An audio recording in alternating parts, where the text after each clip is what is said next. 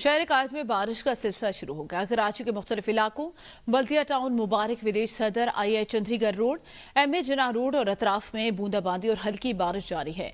मौसम का मजीद अहवाल जानते हैं न्यूज़ की नुमाइंदा आबदा खान से। जी आबदा।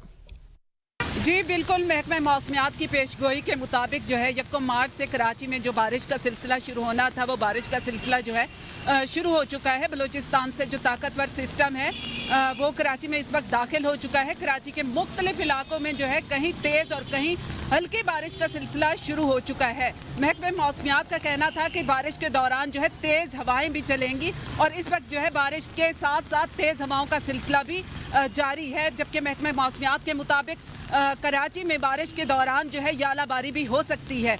इसके अलावा दर्जा हरारत में कमी वाक़ई हो सकती है, जिसकी वजह से जो है सर्दी की शिद्दत में भी इजाफा हो सकता है और बारिशों का ये सिलसिला जो है 2 मार्च तक जारी रहेगा। कराची के जिन इलाकों में बारिश हो रही है उनमें तेसर टाउन स्कीम, खुदा की बस्ती, सुरजानी, मलीर, नॉर्थ नाज़िमाबाद, शाहराह फैसल और इसके अलावा मुख्तलिफ इलाकों में जो है इस वक्त तेज़ बारिश का सिलसिला शुरू हो चुका है। जी।